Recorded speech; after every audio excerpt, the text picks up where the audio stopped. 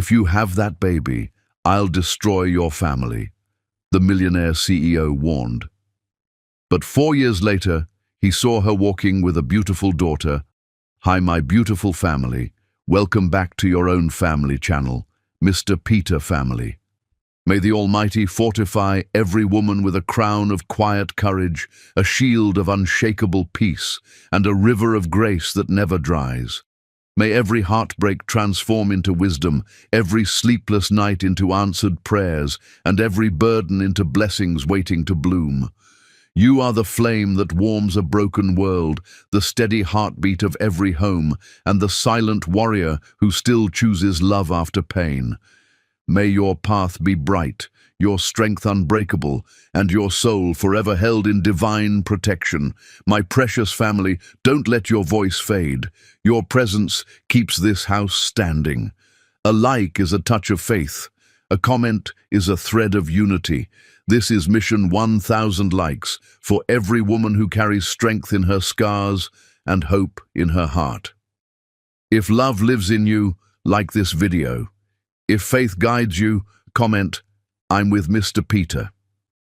There are some wounds that money cannot bandage, some betrayals that carve so deep they become the architecture of who you become. And on the night Chris Lum shoved an envelope of cash across his mahogany desk and told Zara Silver to fix her mistake, he created the woman who would one day burn his entire world to ash. Zara stood in the center of his penthouse office, her hands trembling against the silk of her dress, feeling the weight of the secret she had carried for weeks, pressing against her ribs like a stone.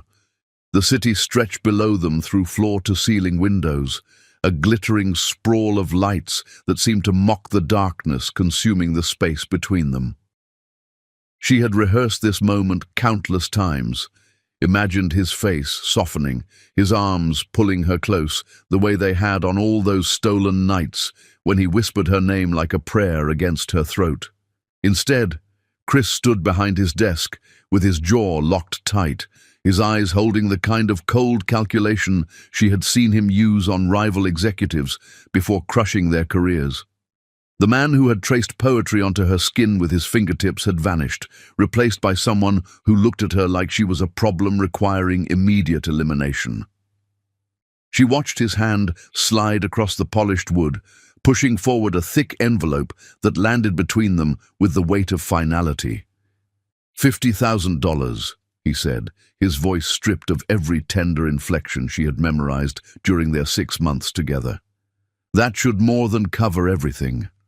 I have the name of a discreet clinic. They can have you in and out within hours. Nobody needs to know this happened. Zara felt something crack inside her chest, a clean break that would never heal properly no matter how much time passed.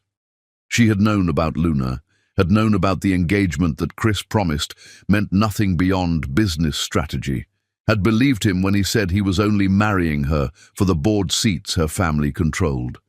She had convinced herself that love mattered more than timing, that eventually he would choose authenticity over ambition. But standing there with his abortion money between them, she finally understood that she had been a convenience, something warm and willing to fill his empty hours while he built his empire on someone else's foundation. I'm keeping the baby, she whispered, and watched his expression shift from cold dismissal to something darker, something that made her instinctively step backward. Chris moved around the desk with predatory grace, his presence filling the space until she could barely breathe. You're not thinking clearly, he said, each word measured and precise. Luna's family controls the board votes I need for the merger. The wedding is in 3 weeks. If you keep this child, if anyone discovers what happened between us, her family will pull their support and my company will be vulnerable to the takeover I've been fighting for 2 years. Everything I've built will collapse. So you're asking me to choose your company over our child, Zara said, and hated how her voice broke on the last word. I'm telling you what will happen if you don't, Chris replied, and something in his tone made her blood run cold. Your mother works at Metropolitan General, doesn't she? Head nurse in the cardiac unit? It would be unfortunate if questions arose about her handling of medication protocols. A single investigation could cost her not just her position, but her license. And your brother's landscaping business, the one he just secured that commercial contract for, I know the developers personally. One conversation, and that contract disappears.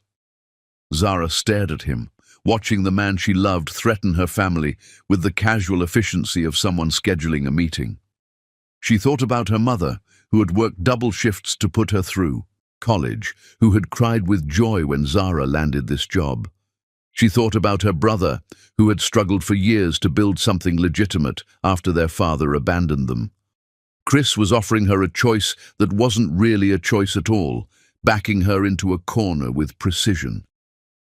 "Take the money," Chris said, his hand reaching out to touch her face with gentleness that felt like mockery. "Go to the clinic. In a few months, this will all feel like a bad dream. I can't give you what you want, Zara. I can't be the man you need me to be, but I can make sure you're taken care of financially. That has to be enough."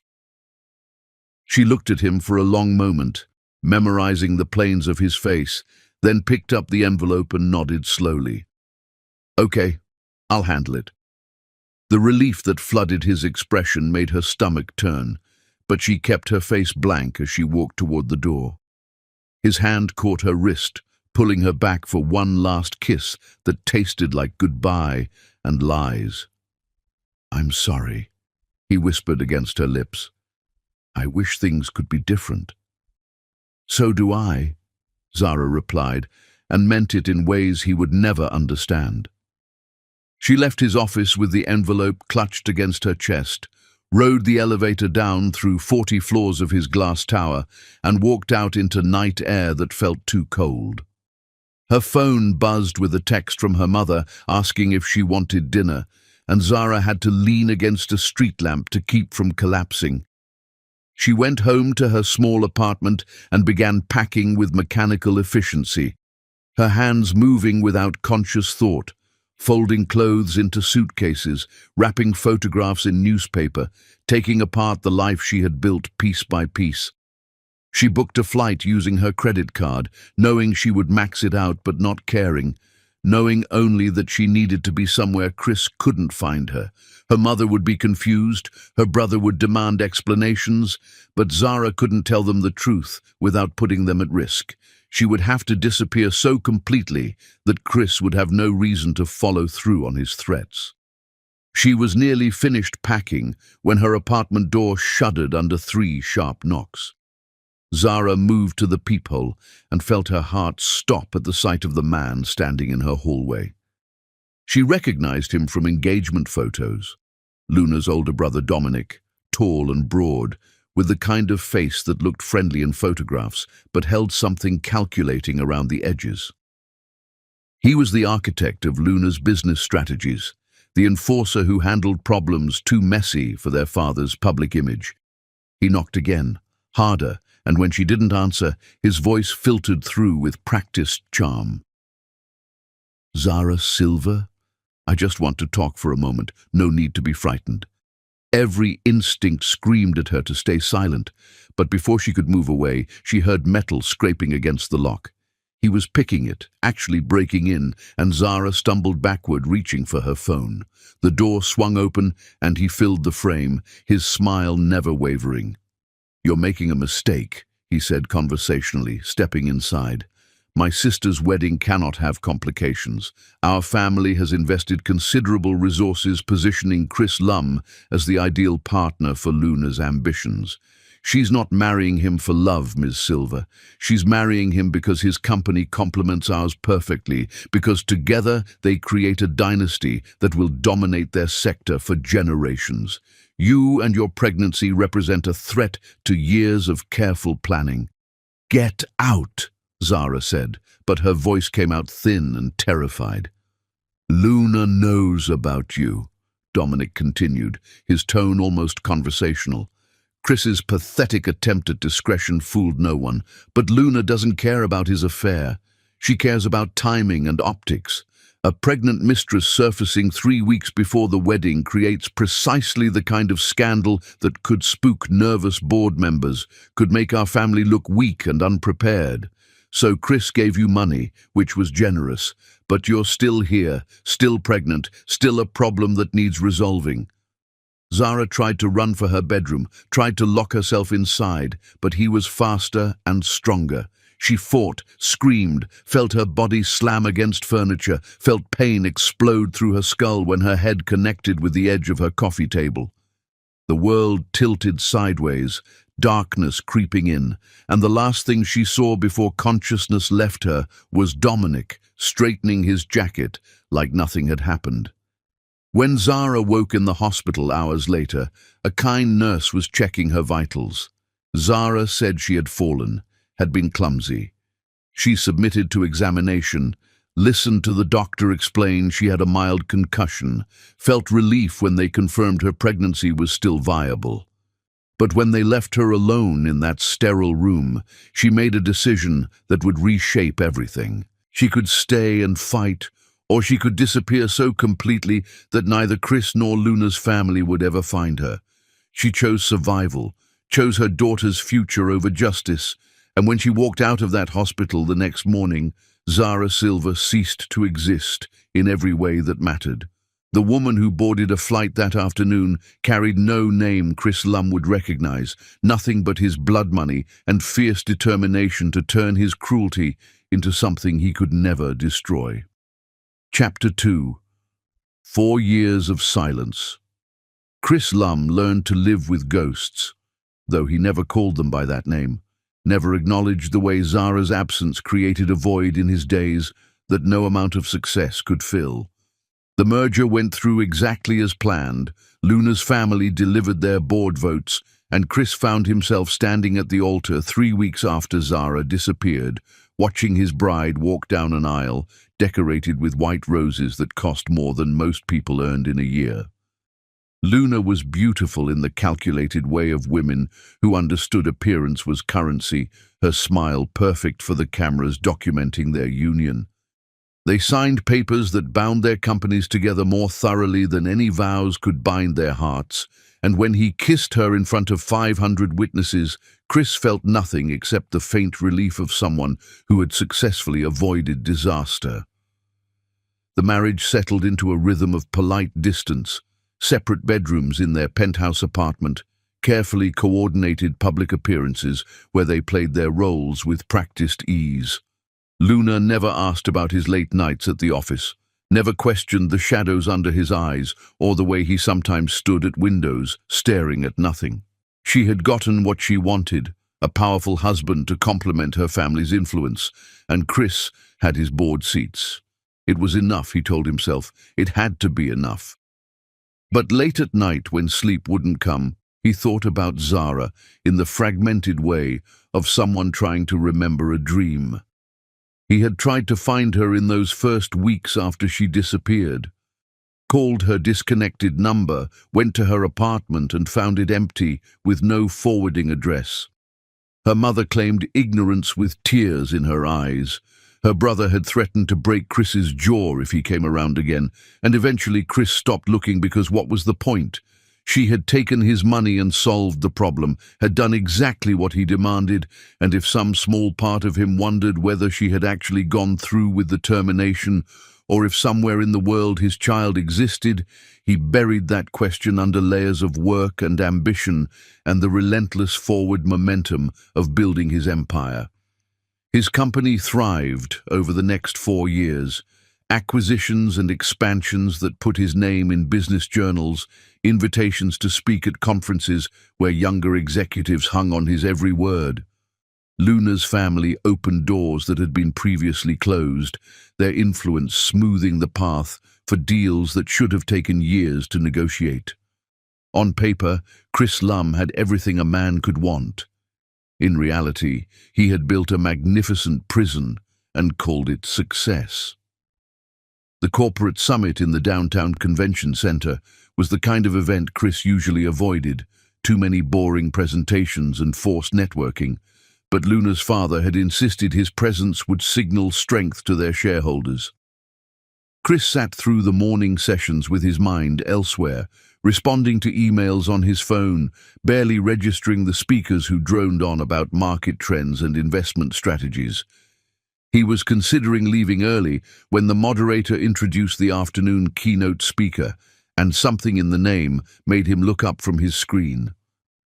Please welcome Zara Thorne, Managing Director of Thorne Capital Ventures, who will be speaking about innovative approaches to venture funding in emerging markets. Chris felt the world narrow to a single point of focus as a woman walked onto the stage, her silhouette backlit by presentation screens, her presence commanding the kind of attention that came from genuine authority rather than borrowed influence. She was wearing a tailored suit in deep charcoal, her hair pulled back in a style that emphasized the elegant lines of her face. And when she smiled at the audience, Chris felt his heart stop and restart with painful force. It was Zara, and yet it wasn't, because the woman on that stage carried herself like someone who had never been afraid of anything, who had never stood trembling in his office accepting his threats. She spoke with the easy confidence of someone who knew her worth, her presentation dismantling traditional investment models with sharp intelligence and backing her theories with concrete data that made seasoned investors lean forward in their seats. Chris couldn't hear a word of it, his entire focus consumed by the impossible reality of her presence, the way she moved, the laugh that escaped when someone asked a particularly absurd question.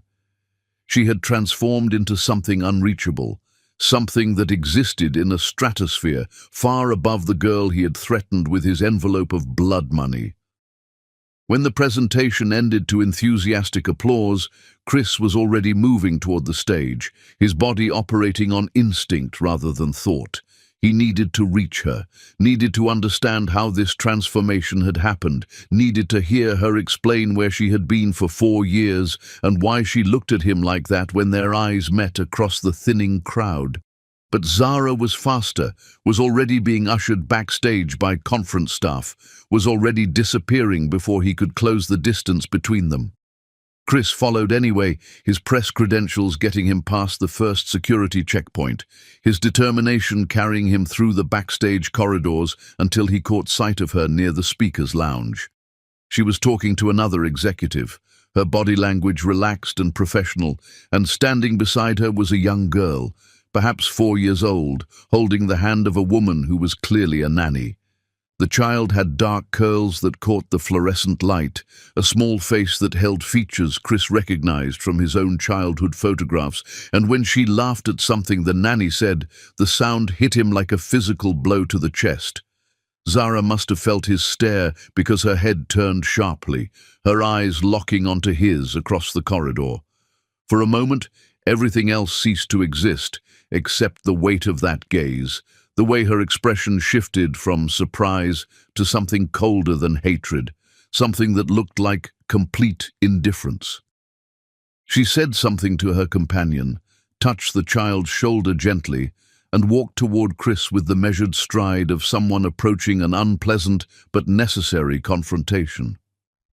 "Mr. Lum," she said, when she reached him, her voice professionally neutral in a way that felt worse than anger would have. "I didn't realize you would be attending this summit." Chris couldn't form words, his throat closing around all the questions that demanded answers. He looked past her at the little girl, who was now examining something in the nanny's purse, at the dark curls and the shape of her small hands, at the undeniable reality of her existence. When he finally managed to speak, his voice came out rough and unfamiliar. "You kept her." "I kept my daughter," Zara corrected, each word carefully enunciated. "She has nothing to do with you." "She has my eyes," Chris said, and watched something flicker across Zara's face before her expression locked down again into that terrible blankness. "She has her own eyes," Zara replied, "her own life, one you're not part of and never will be. Now, if you'll excuse me, I have a flight to catch." She turned to leave, and Chris's hand shot out, catching her wrist the way he had that last night in his office. But Zara jerked away from him with such force that several people turned to stare. "Don't," she said, her voice dropping to a whisper that cut deeper than any scream. "Don't touch me. Don't speak to me. Don't pretend you have any right to know anything about my life.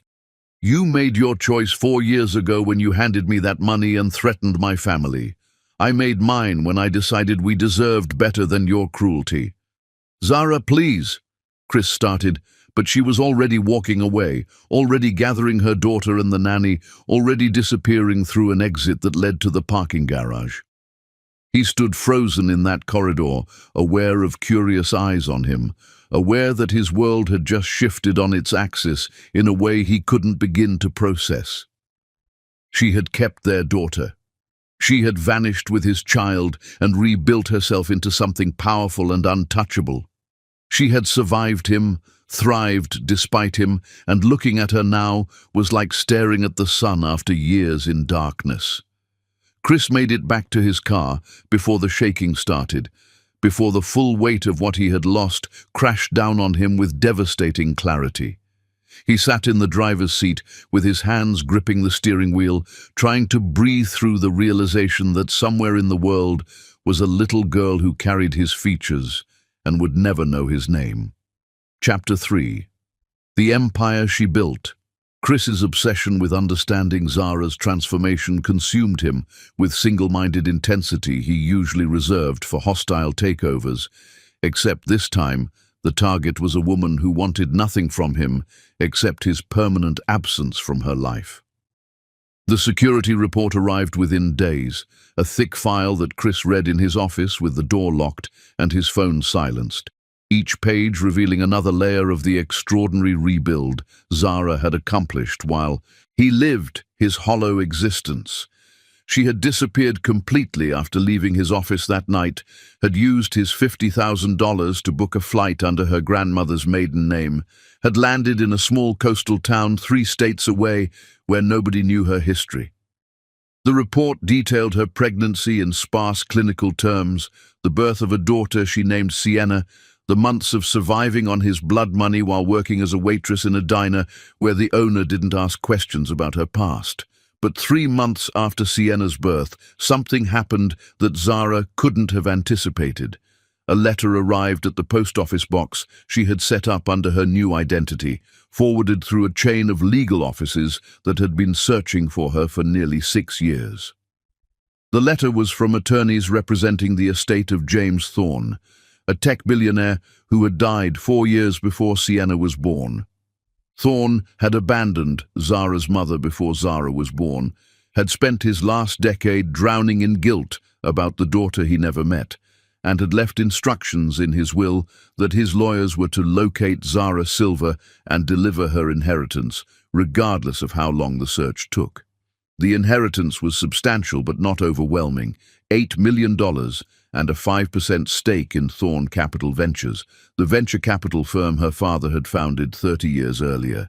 It was enough to change her circumstances dramatically, but not enough to guarantee long-term security, especially with a baby and no family support.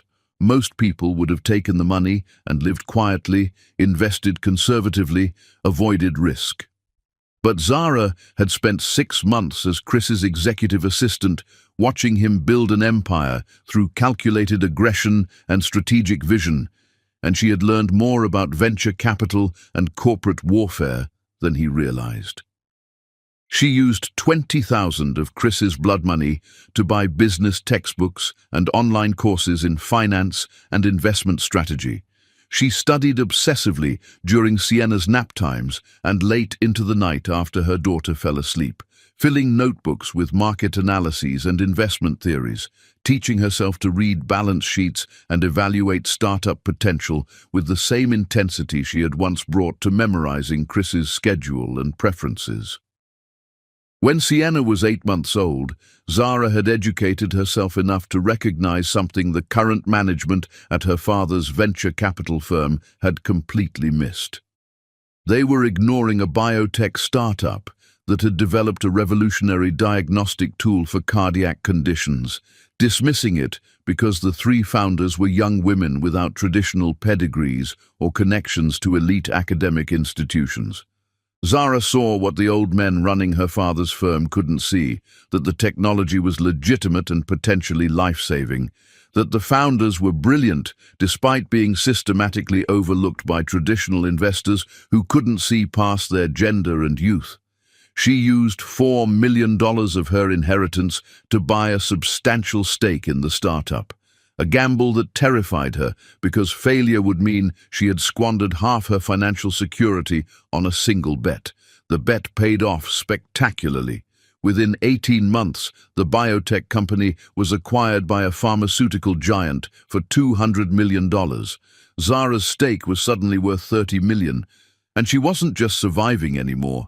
She was building real capital. But money alone didn't make her powerful. What came next required something more difficult than financial risk. It required Zara to step out of hiding and claim her father's name publicly.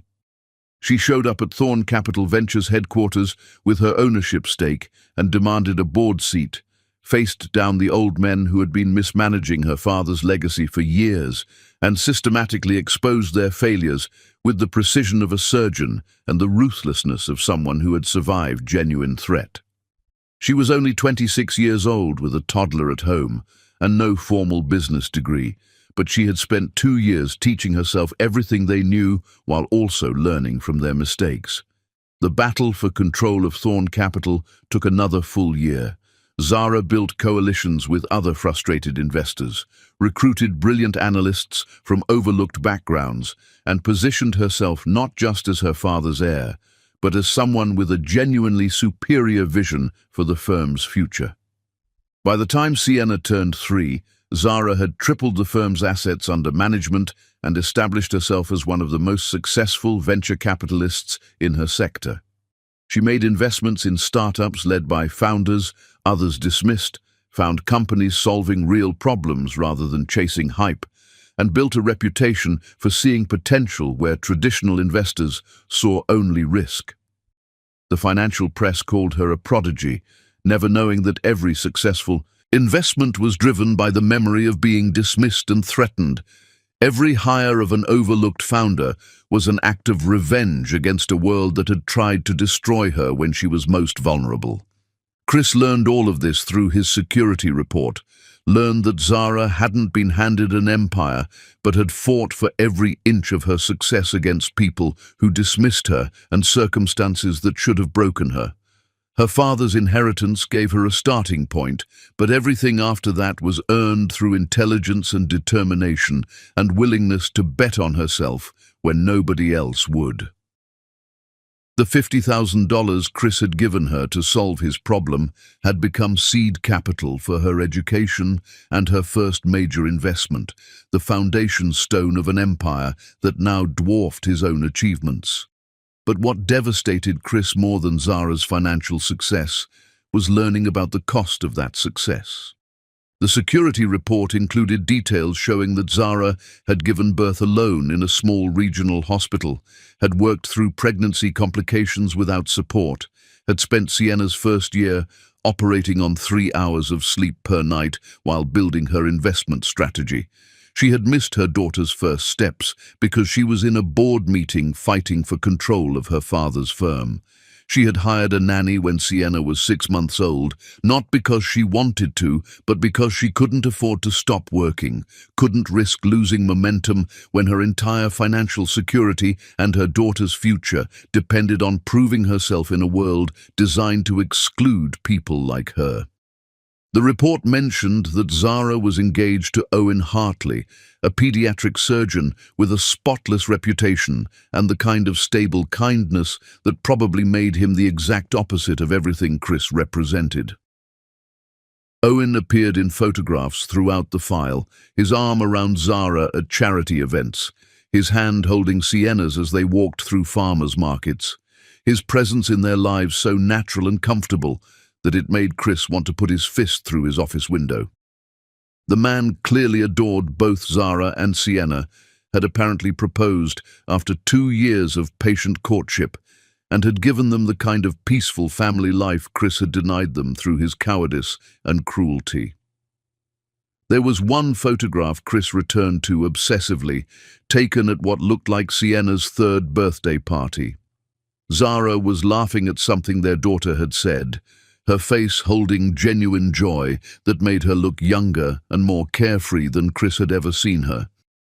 But if you looked closely, you could see the exhaustion around her eyes, could see the weight she carried of someone who had built something magnificent while also carrying trauma that never fully healed. She had won, but winning had required sacrifices that no person should have to make alone. Luna found him in his office late one night, still staring at photographs of Zara and Sienna on his computer screen, and something in his expression must have given away the depth of his preoccupation. She stood in the doorway wearing her silk robe, her face revealing nothing about what she was thinking. "Who is she?" Luna asked, gesturing at his screen where another image of Zara filled the display. Chris considered lying, considered protecting the fiction of their marriage a little longer, but found he lacked the energy for pretense anymore. "Someone I knew before we got married," he said, which was technically true even if it omitted every important detail. "Someone I destroyed, who rebuilt herself into something extraordinary." Luna moved into the room, her eyes scanning the papers scattered across his desk. The security report he had been too careless to hide properly.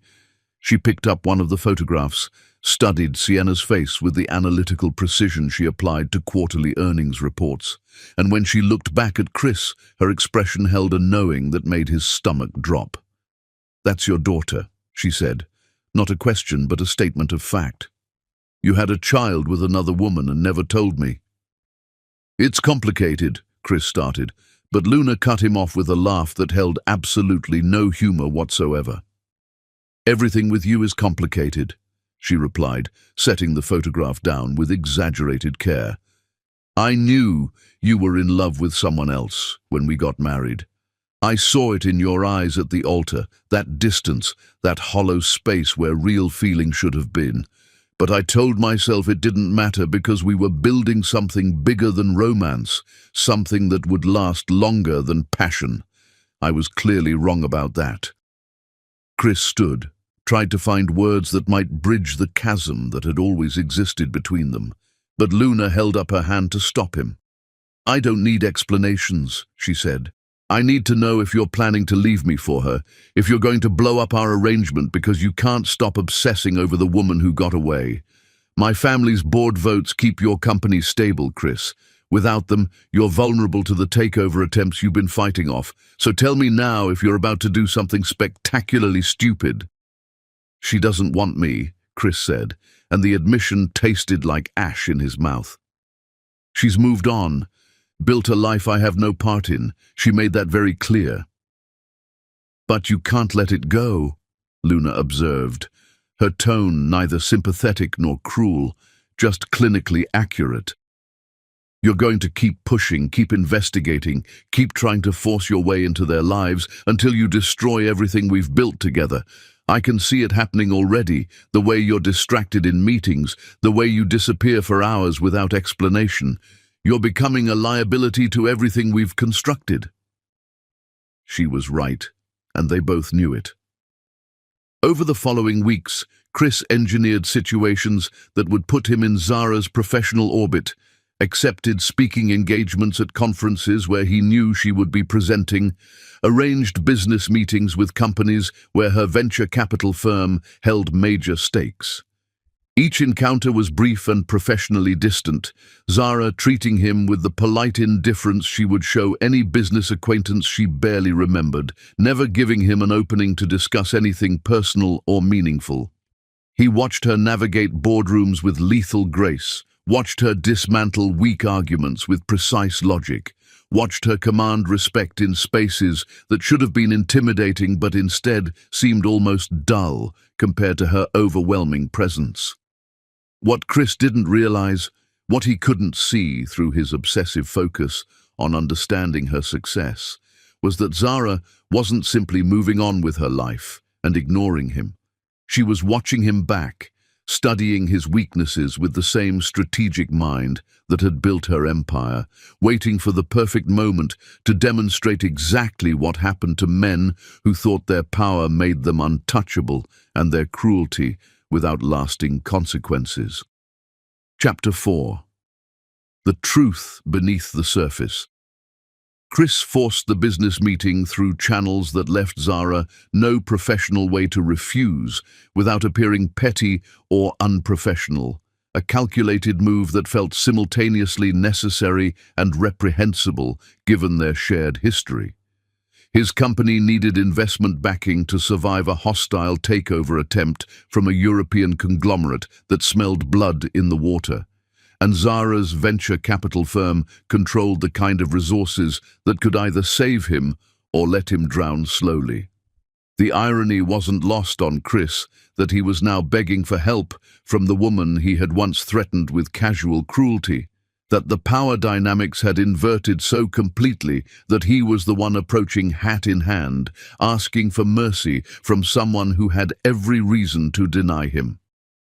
The meeting took place in a neutral conference room at a downtown hotel, the kind of sterile space designed specifically for negotiations that required no personal connection or history.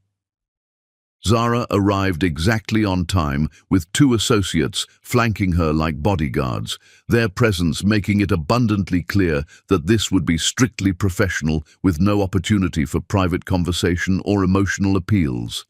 She wore a navy suit that probably cost more than Chris's first car had, her hair pulled back severely in a style that emphasized the sharp angles of her face, her expression revealing nothing except mild, detached interest in the financial projections his team had prepared with desperate care. She listened to his pitch with the focused attention of someone genuinely evaluating an opportunity rather than simply going through the motions. She asked pointed, intelligent questions about his company's vulnerability points, about the specific threats posed by the European takeover attempt, about his contingency plans if traditional financing fell through.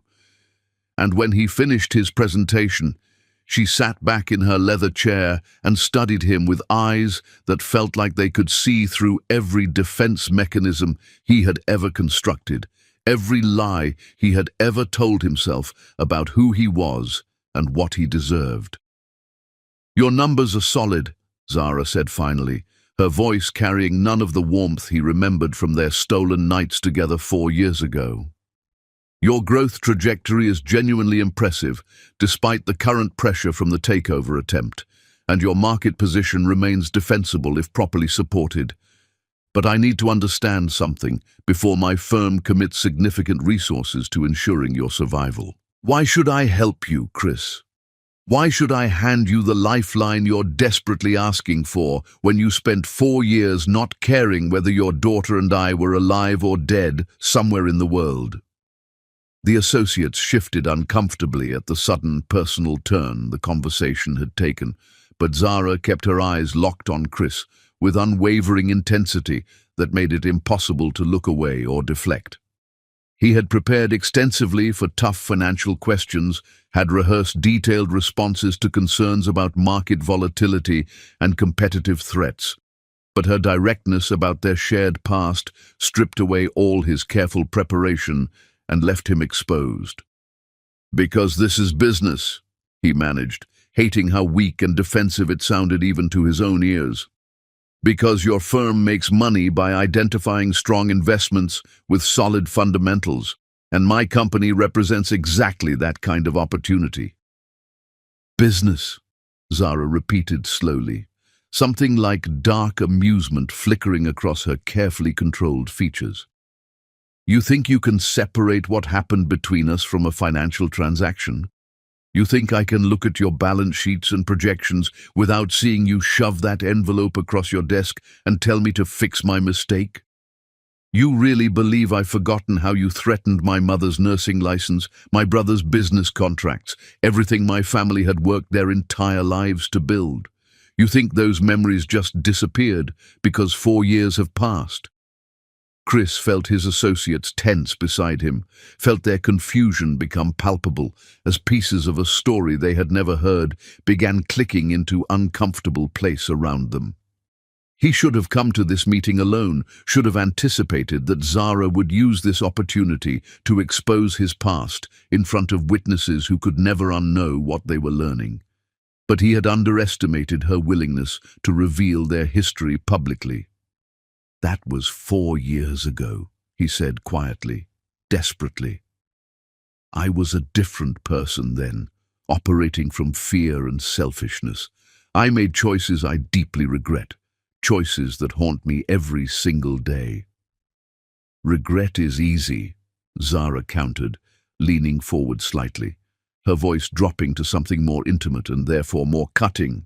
"Regret costs you absolutely nothing, Chris. It's just a feeling you experience privately while the people you hurt continue dealing with the actual consequences of your choices.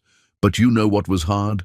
Leaving the only city I'd ever known while pregnant and terrified, watching my bank account drain to nothing while I tried to figure out how to survive on your blood money, wondering every single day if you would follow through on your threats and destroy my family just because you could. You know what required actual strength? Waking up in a hospital bed after your fiancé's brother broke into my apartment and physically assaulted me to make sure I understood the seriousness of your family's intentions, realizing in that moment that keeping my daughter meant accepting I could never come back here, could never see my own family again, could never build the life I had carefully planned for myself."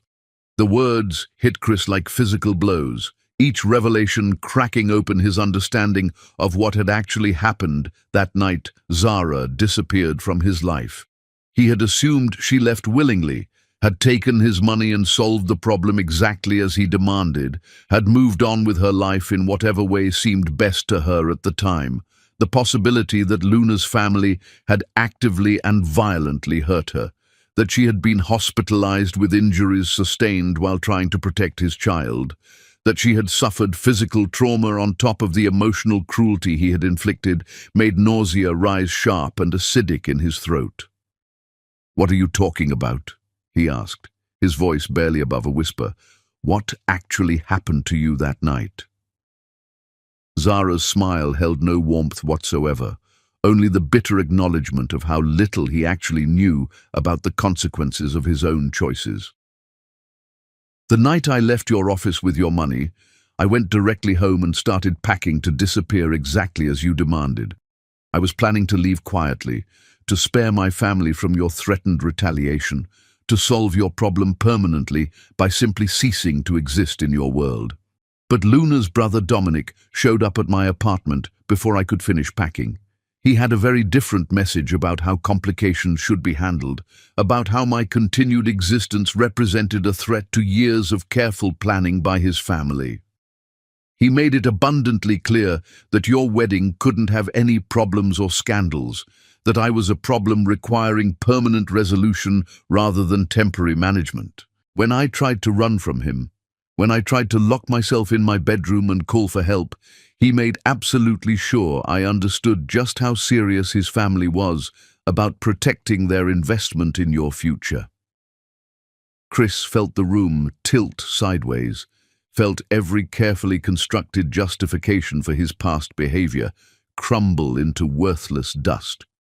He had told himself that giving Zara money was actually generous under the circumstances, that threatening her family was simply protecting legitimate business interests, that she had made her own choices about what happened afterward, and he bore no responsibility for those choices.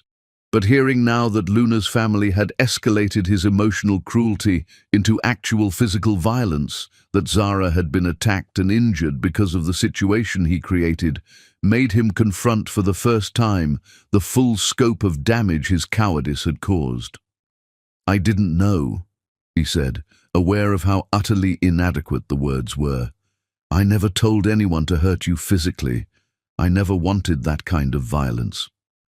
"But you created all the conditions where it could happen," Zara replied, her voice remaining steady despite the pain clearly underlying each carefully chosen word. "You threatened my family directly. You made it absolutely clear that I had to disappear from your life immediately. You painted me as an obstacle that needed eliminating before your wedding could proceed smoothly. What exactly did you think would happen, Chris? Did you imagine I'd just take your money and vanish peacefully into the night with no complications? Did you consider for even a single moment that your powerful fiancé's family might take additional steps to protect their massive investment in your career and their carefully constructed dynastic plans? She stood abruptly, her associates rising smoothly with her in practice synchronization. The meeting clearly over, despite all the financial projections and supporting documents still lying completely untouched on the expensive conference table between them. I'm not going to invest in your company, Chris. I'm not going to save you from the natural consequences of building your entire empire on the backs of people you hurt without thinking twice. You want to survive this takeover attempt? Figure it out exactly the way I figured out how to survive you and your family's violence. Without help, without safety nets, without anyone caring even slightly whether you make it through to the other side or not. Chris rose as well, his entire body tense with the overwhelming need to stop her from leaving, to somehow fix what he had irrevocably broken, even though he knew on every level it was completely impossible. Zara, please, just listen for one moment. Let me make this right somehow. Let me do something meaningful to help you and Sienna now. Money, resources, connections, anything you might possibly need from me. We don't need anything from you, Zara said, gathering her materials with brutally efficient movements. I have more money than you'll ever manage to accumulate in your entire lifetime. I have a life you can't touch, a daughter you'll never know, a future that has absolutely no space whatsoever for your regrets or your belated attempts at redemption. The only thing you can possibly give me at this point is your complete and permanent absence from our lives. Stay away from us. Stop investigating my life through your security teams. Stop showing up at conferences and forcing these meetings. Accept that you destroyed something genuinely irreplaceable and move on with whatever remains of your life. She walked toward the door, and Chris found himself following, despite knowing he had absolutely no right to pursue her further. Just tell me why, he said, desperation making his voice crack. Tell me why you kept her when you had every possible reason to do exactly what I demanded. Tell me why you didn't come back here once you had your father's inheritance and the resources to fight me. Help me understand what happened to you. Zara turned in the doorway, and for just a single moment, her carefully maintained mask slipped just enough to show the bone-deep exhaustion that lived beneath all her magnificent success. I kept her because the moment the doctors told me I was pregnant, I loved her more intensely than I've ever loved anything or anyone in my entire life. I kept her because she deserved to exist regardless of how she was conceived or what her father wanted. I kept her because even at my absolute lowest point, lying in that hospital bed alone and terrified, I knew with complete certainty that she would be worth every single sacrifice I would have to make. And I didn't come back here because you taught me the most important lesson I've ever learned, Chris. You taught me that some people genuinely don't deserve forgiveness, no matter how much time passes or how much they claim to have changed. You taught me that some bridges should stay burned forever. She left then, her associates following in her wake like a protective detail, leaving Chris standing completely alone in that sterile conference room with the ruins of his desperate pitch scattered across expensive furniture that suddenly seemed meaningless. His own team filed out silently, their expressions carefully neutral, but their judgment obvious in the physical space they left between themselves and their employer as they departed. Chris sank back into his chair and stared at the closed door for a long time, trying unsuccessfully to process the revelation that his past was so much worse than he had ever allowed himself to remember or acknowledge.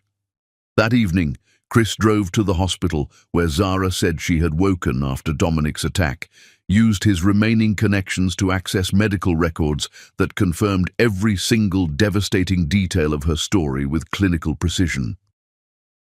The emergency room intake form described a young woman found unconscious in her apartment by a neighbor who heard furniture breaking and someone screaming, documented significant head trauma and defensive wounds consistent with physical assault, noted that she was 12 weeks pregnant and terrified when she finally regained consciousness hours later. The treating physician's notes mentioned her adamant refusal to identify her attacker, her insistence that she had simply fallen clumsily on her own, her discharge against explicit medical advice early the following morning before anyone could ask more questions. Reading those clinical descriptions of Zara's pain, seeing the documented evidence of violence he had indirectly but undeniably caused through his cruelty and cowardice, made Chris understand for the first time that he wasn't the protagonist in this story, trying desperately to make amends for past mistakes. He was the villain, pure and simple, and villains didn't get redemption or happy endings just because they finally recognized the full scope of their crimes after years of willful ignorance. He sat in his car in that hospital parking lot as darkness fell around him and called Luna for the first time in weeks, needing desperately to know if she had been aware of her family's violent actions against Zara, needing to understand exactly how deep the conspiracy against an innocent pregnant woman had actually gone. She answered on the third ring, her voice carrying the artificial brightness of someone attending a social event. And when Chris asked her directly about her brother's involvement in Zara's disappearance and injury, the silence that followed told him absolutely everything he needed to know before she spoke a single word. "We were protecting our investment," Luna said finally, all pretense of warmth or affection evaporating completely from her tone. "You think I didn't know about your pathetic secretary? Please, Chris, give me some credit for basic intelligence. I've known about your affair since the second month it started. I had you followed professionally, documented comprehensively, analyzed thoroughly. I knew about every hotel room, every late night at the office, every lie you told to sneak away and play house with her. But I didn't care at all because you were still useful to me and my family. We needed your company, needed your reputation, needed the board seats our marriage would secure. Your heart and your fidelity were never part of our transaction." "Your brother assaulted a pregnant woman," Chris said, his voice shaking with rage he hadn't known he still possessed. "He broke into her apartment and hurt her badly enough that she woke up in a hospital with head trauma and defensive wounds. That's not protecting an investment, Luna. That's violence against an innocent person." "He ensured a complication was handled efficiently," Luna corrected, her tone suggesting she was discussing routine pest control rather than violence against a human being. "Dominic has always been exceptionally efficient at protecting our family's interests and investments." The girl clearly survived the encounter, clearly went on to thrive spectacularly given her current success. So I genuinely fail to see why you're suddenly developing this inconvenient conscience about something that happened 4 years ago. You wanted her gone from your life badly enough to threaten her family with financial destruction, Chris. Don't pretend now that you're horrified my family made absolutely sure she stayed gone permanently. Chris felt something fundamental shift inside him, the last threads of his carefully maintained denial finally snapping under the unbearable weight of truth he could no longer avoid. His marriage wasn't just loveless and transactional, it was built on violence and cruelty that he had enabled through his own cowardice and selfishness. His company wasn't a testament to his business acumen, but rather concrete evidence of exactly how far he would go to avoid taking responsibility for his own choices and their consequences. "I want a divorce," he told Luna, the words emerging with a clarity and certainty he hadn't felt in years. "I want out of this marriage, out of this arrangement with your family, out of absolutely everything we've built together. I don't care what it costs me."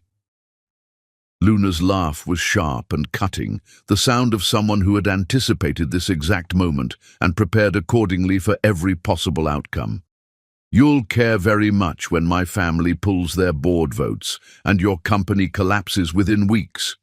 You'll care when the European takeover goes through unopposed and you lose everything you've worked for. But sure, Chris, let's get divorced. Let's blow up your entire life because you can't stop obsessing over the woman who wants absolutely nothing to do with you anymore. I'll have my lawyers draw up papers immediately, and we'll see how much your regret is actually worth."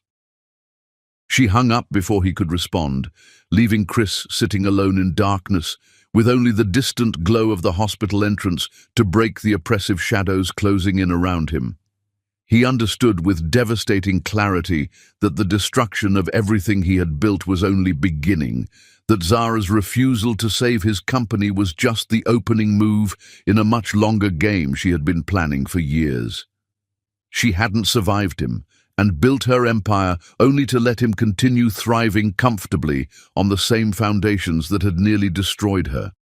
She was going to systematically dismantle everything he had built, piece by careful piece, and unlike 4 years ago when she had no power whatsoever to fight back against his cruelty, this time she held all the cards, while he stood completely defenseless against the consequences of his own actions.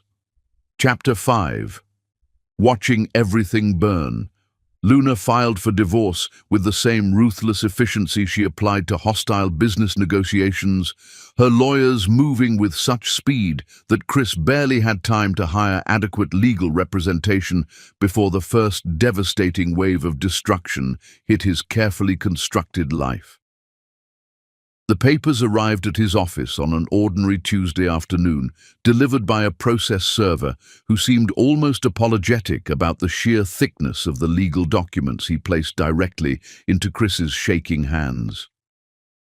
Reading through the filing felt like watching a surgeon methodically catalogue every wound before beginning a brutal amputation, each clause precisely designed to cause maximum financial and emotional damage while maintaining perfect legal defensibility that would survive any court challenge.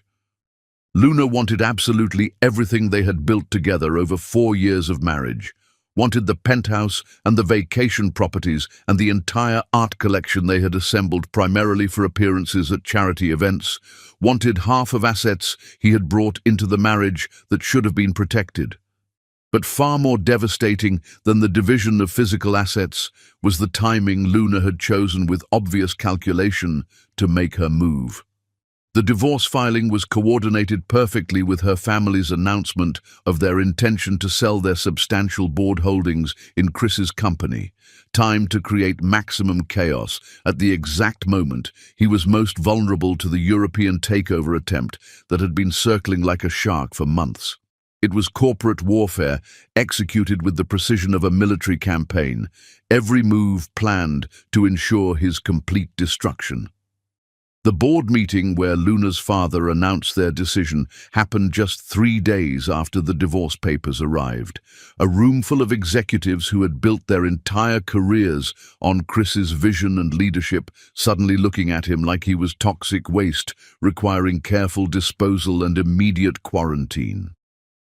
The old man spoke with casual cruelty that suggested he was actually enjoying Chris's visible anguish, explaining with false regret that recent revelations about Chris's personal conduct and moral character made continued association untenable for their family's carefully cultivated reputation.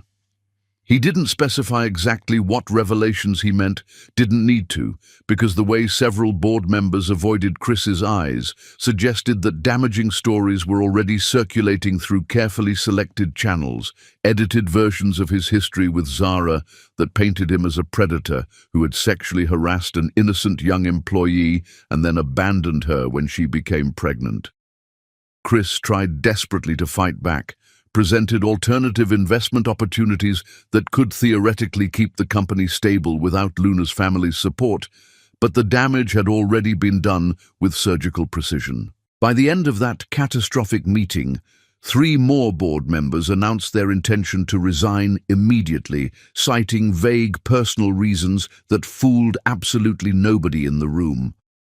Within a single week, the European conglomerate had increased their takeover offer substantially, clearly sensing blood in the water and moving with the terrifying speed of predators who recognized mortally wounded prey.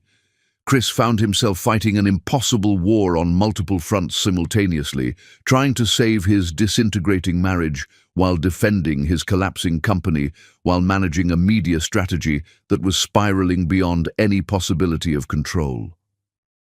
And the absolute worst part, the thing that kept him awake during the few hours he allowed himself to attempt sleep, was discovering that Zara was behind the systematic destruction of everything he had built.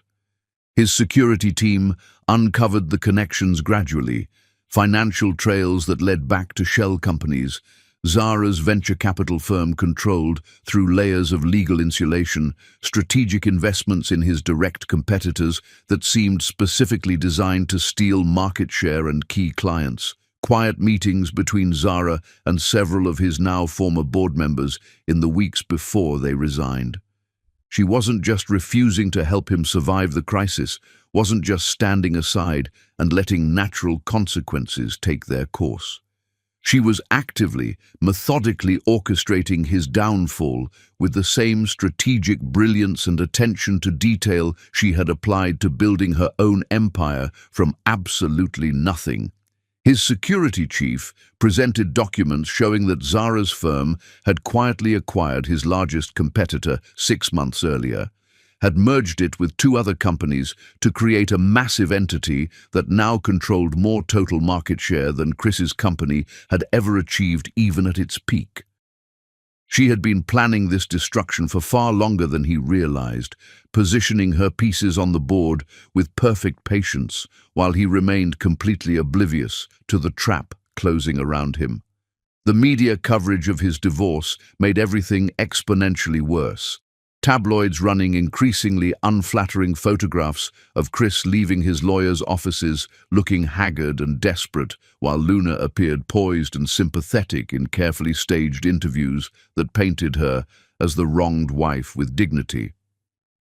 She spoke eloquently about the challenges of marriage to an ambitious man who prioritized career over family, hinted delicately at betrayals she was too classy to detail publicly, allowed the audience to fill in the blanks with assumptions that made Chris look like a cheating villain who had destroyed his own life through selfishness and poor judgment.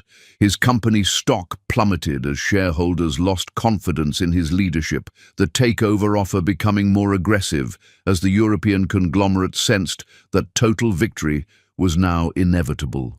Chris spent every waking hour in emergency meetings with lawyers and financial advisors, all of them telling him variations of the same message that his position was completely untenable, that he needed to accept the takeover offer and salvage whatever he could from the smoking wreckage.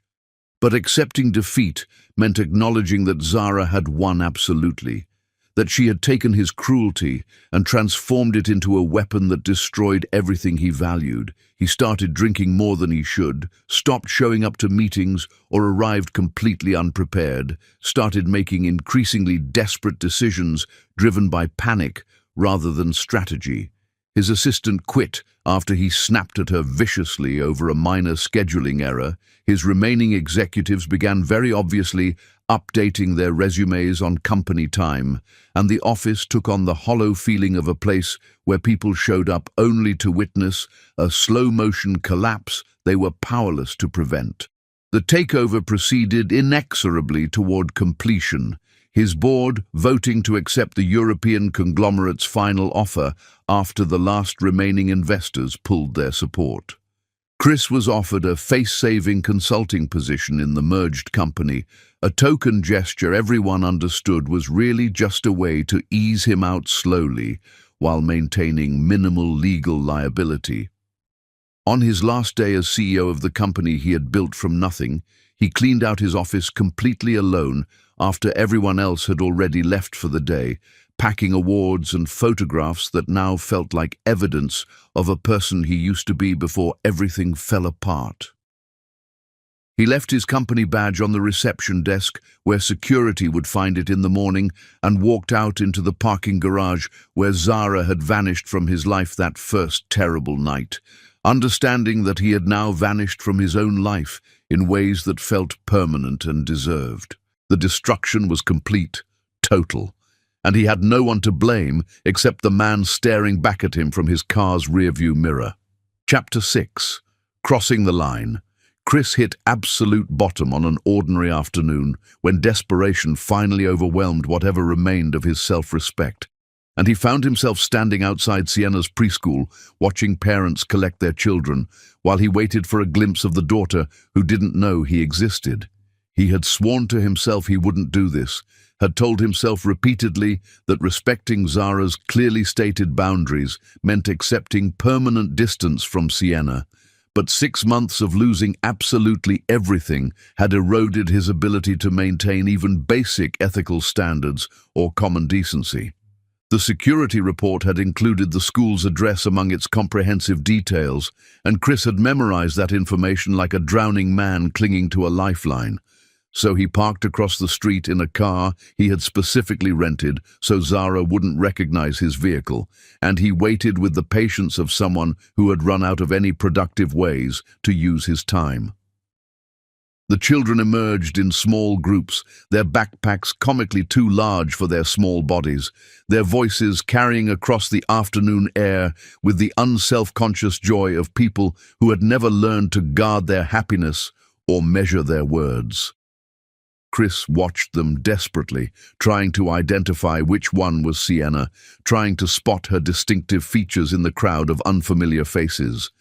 Then he saw her, walking hand in hand with a woman he didn't recognize, her dark curls catching the sunlight in ways that reminded him painfully of Zara, her small face animated as she talked enthusiastically about something that apparently required elaborate hand gestures to properly explain.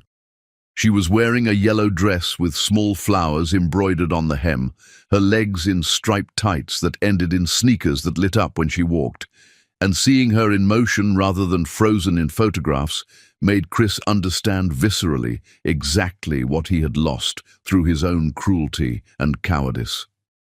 This was his daughter, the child he had told Zara to abort, the person whose very existence he had treated as an inconvenient problem requiring immediate elimination. She was real and solid and completely unaware that her father was watching her from across the street like a predator, and the shame of his presence in this moment felt overwhelming enough that Chris almost started his rental car and drove away before she could possibly notice him. But then Sienna looked up at something the woman said, and her laugh carried clearly across the distance between them, a sound so pure and completely unguarded it struck him directly in the chest, like a physical blow. He wanted desperately to run across the street, wanted to drop to his knees in front of her and explain exactly who he was, wanted to hear her call him some variation of father that would somehow prove he wasn't completely irredeemable despite all evidence to the contrary. Instead, he sat frozen behind his steering wheel while Sienna climbed into a car that drove away, taking her laughter and her yellow dress and her complete obliviousness back to whatever safe home Zara had managed to build for them. Chris returned the next day and the day after that, establishing a pattern he knew perfectly well was surveillance bordering on stalking, but somehow couldn't force himself to stop. He learned Sienna's entire schedule through careful observation, knew she had dance class on Tuesday afternoons, knew she sometimes stayed late for extended care when Zara had evening meetings, knew the names of several of her friends from listening to other parents call them during pickup. He never approached, never tried to make any kind of contact, just watched from his rented car and collected small pieces of her life like a desperate thief stealing scraps. The pattern finally broke on an afternoon when the woman who usually picked up Sienna didn't appear on schedule, and Chris watched his daughter wait alone on the school steps while teachers made increasingly worried phone calls and the number of remaining children dwindled to just her.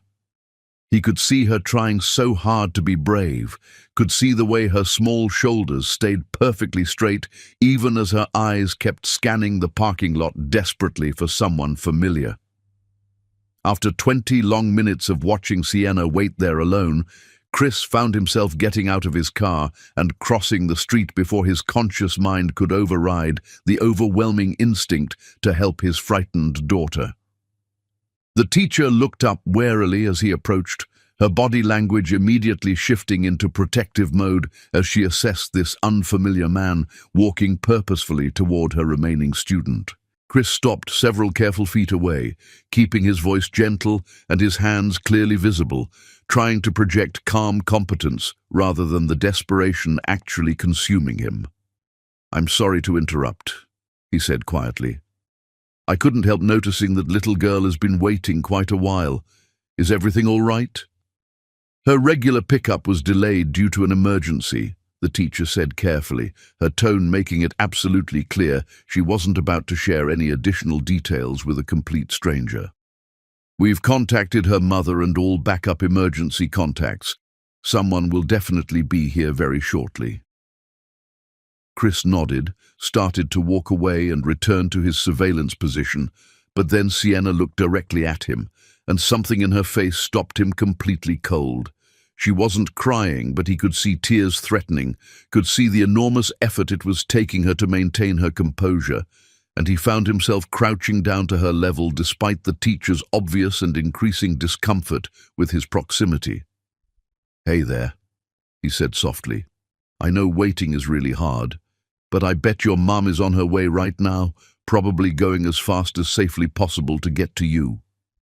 "My nanny got sick," Sienna said, her small voice carrying a tremor she was clearly trying hard to suppress.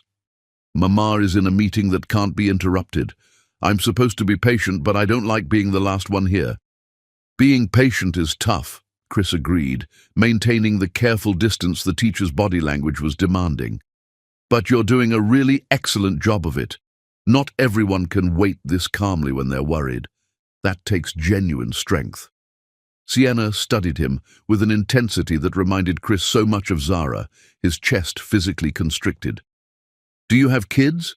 "No," Chris said, the lie tasting bitter but necessary. "But I was a kid once, and I remember waiting for my mom feeling like the longest time in the entire world." Before Sienna could respond, a car screeched violently into the parking lot, and Zara emerged, looking panicked and disheveled in a way Chris had never seen her. She ran toward the school steps with complete disregard for her expensive heels or the professional image she usually maintained so carefully, and when she saw Chris crouched near her daughter, every single muscle in her body went rigid. Her eyes locked onto his with an expression that combined pure fury and primal terror, and Chris straightened slowly while backing away with his hands raised in obvious surrender. "I was just leaving," he said quickly, but Zara wasn't listening to his explanations, was already moving past him to gather Sienna into her arms with the fierce protectiveness of someone who had faced their worst nightmare. "Are you okay?" Zara asked Sienna, running her hands over her as if checking for any possible injuries. "Did he touch you at all? Did he say anything that made you uncomfortable?" "He was nice," Sienna said, confused by her mother's intensity. "He told me I was being patient while I waited for you. Why are you so scared, Mama?" Zara's eyes never left Chris's face, her expression promising consequences he couldn't begin to imagine. She signed something to the teacher, thanked her with forced politeness, then guided Sienna toward her car while keeping her body positioned protectively between her daughter and Chris. He stood frozen on the sidewalk, watching them leave, understanding with absolute certainty that he had just crossed a line that would have permanent and serious ramifications. His phone rang less than an hour later, an unfamiliar number that turned out to be Zara's lawyer. The attorney's voice was professional but absolutely firm, explaining that a temporary restraining order was being filed immediately and that a formal hearing would be scheduled within 2 weeks to determine if it should become permanent. Any further contact whatsoever with Sienna or proximity to any locations she frequented would result in immediate legal action and possible criminal charges for stalking and harassment. The lawyer emphasized clearly that this was a protective measure rather than punitive, and that Chris could certainly contest it in court if he chose, though doing so would require explaining to a judge why he had been systematically surveilling his daughter's preschool. Chris hung up without trying to defend himself. Without attempting to explain, he had only been trying to help when he saw Sienna waiting alone, because there was simply no explanation that would justify his behavior. He had been stalking his daughter, surveilling her school, inserting himself into her life without any permission or right whatsoever. The fact that he hadn't meant any harm didn't negate the fundamental violation involved. He was exactly the kind of dangerous person parents warned their children about, and the restraining order was entirely appropriate protection against the genuine threat he represented. The next weeks passed in a haze of self-destruction that even Chris recognized as dangerous but completely lacked the will or energy to prevent. He drank far too much and slept far too little, stopped returning calls from the few friends who still bothered checking on him, let his consulting position lapse entirely when he repeatedly failed to show up for scheduled meetings. His bank account dwindled steadily as he burned through the limited assets Luna had left him after the divorce, paying for an apartment he barely inhabited and meals he rarely remembered eating. Chris's brother called from across the country, where he had built a stable life completely untouched by Chris's implosion. They talked for nearly 2 hours, and Chris found himself confessing absolutely everything to someone who had known him before all of this happened. His brother listened without judgment, asked gentle questions, and when Chris finally finished, suggested that maybe it was time to seriously consider whether staying in the same city as the family he had destroyed was actually helping anyone, or just prolonging an agony that served no constructive purpose whatsoever.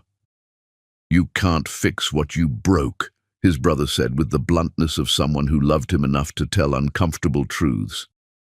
"And every single day you stay there, every time you drive past places connected to them, you're just picking at wounds that desperately need to scar over. Maybe you need to leave, Chris. Maybe you need to accept that your presence in their city is punishment for them, rather than penance for you." The words lodged in Chris's chest like shrapnel, painful but accurate in ways he couldn't deny or rationalize away.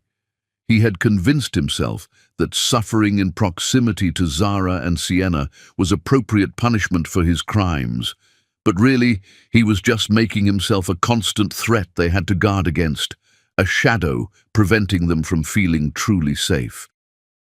Leaving would be the first genuinely selfless thing he had done in years, choosing their peace over his desperate need to be near them.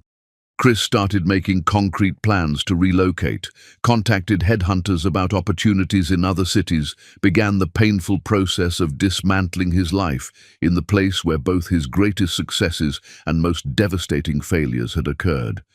It felt simultaneously like cowardly escape and genuine accountability, running away from consequences while also removing himself as an ongoing source of harm and fear. On his last night in the city, Chris drove past Zara's building one final time, not stopping or even slowing down, just acknowledging that this was the physical space where his daughter lived and grew and existed without him. He whispered something that might have been goodbye or apology toward the illuminated windows, then continued driving until the building disappeared completely from his rearview mirror. The next morning, he packed his car with the few possessions that still mattered and started driving east toward a city where nobody knew his history, where he could be anonymous and irrelevant and no longer a danger to the people he had failed most catastrophically. The restraining order would follow him as a permanent record of his worst impulses, and the memory of Sienna's face when she saw him outside her school would haunt him forever. But at least he wouldn't be stalking a preschool parking lot anymore, wouldn't be forcing Zara to constantly look over her shoulder, wouldn't be inflicting his presence on a family that deserved peace after surviving him. It wasn't redemption, barely even qualified as basic human decency, but it was the only thing Chris had left to offer. Chapter 7. Letting Go. Zara stood in her corner office overlooking the city she had conquered, holding a contract that represented the final phase of her carefully orchestrated revenge. and felt absolutely nothing except hollow recognition that victory had cost her more than Chris's cruelty ever had. The hostile takeover of Chris's remaining company holdings sat on her desk awaiting her signature, the culmination of 2 full years of strategic planning and ruthless execution. Her lawyers had structured it absolutely perfectly, a shell corporation that would acquire his last minority stake for pennies on the dollar, eliminating his final financial connection to the empire he had once controlled. It was comprehensive and devastating, the kind of business maneuver that would leave him with nothing except painful memories of what he had lost. Zara picked up her pen, positioned it carefully above the signature line, and found her hand completely refusing to complete the motion. Her assistant knocked softly before entering, carrying the afternoon's messages and wearing a concerned expression she had learned to mask poorly over recent months. "The legal team is waiting for your authorization. They need your signature to proceed with the acquisition before close of business today. If we miss this window, Chris's creditors might get there first." "Let them," Zara heard herself say, setting down the pen with finality. "Call legal and tell them we're withdrawing the offer entirely." The assistant's surprise was visible, but quickly controlled, her professionalism preventing her from questioning the decision that contradicted months of meticulous planning. She left to make the necessary calls, while Zara stood at her windows, watching traffic flow through streets far below, tiny cars carrying people toward lives that probably made more sense than hers did at the moment. She had spent so much energy on revenge, had devoted countless hours to dismantling Chris's empire piece by systematic piece, had found genuine satisfaction in each quarterly report showing her gains and his losses. But somehow, during her campaign to destroy him, she had lost sight of why she wanted destruction in the first place. The truth Zara had been avoiding for months was that revenge hadn't healed anything. Chris losing his company didn't undo the night Dominic had assaulted her, didn't erase the years she had spent hiding, didn't give Sienna a father or Zara back the version of herself who had believed in love before learning its cost. She had won every battle and somehow still felt like she was losing the war, her victories hollow because they were measured against someone else's destruction rather than her own reconstruction. Her phone rang with a call she had been expecting but dreading, Owen's name appearing with the inevitability of consequences she had been postponing. They had been engaged for a year, should have been married by now if Zara hadn't kept finding reasons to delay setting a date. He was patient and kind and everything she should have wanted, but lately, even thinking about their future felt exhausting in ways she couldn't explain. She answered on the 3rd ring, trying to inject warmth into her voice that didn't quite reach her actual emotional state. "I got the job offer," Owen said without preamble, his tone carrying excitement she knew she was supposed to share. "Director of Pediatric Surgery at the Children's Hospital. It's everything I've been working toward, Zara. The only complication is that it's on the other side of the country, and they need an answer within 2 weeks." Zara felt something crack inside her chest, a clean break that had been forming over months of recognizing their fundamental incompatibility. She loved Owen in the way someone loves a person who had helped them survive difficult times, but she wasn't in love with him, had never felt the consuming passion she once experienced with Chris before it curdled into trauma.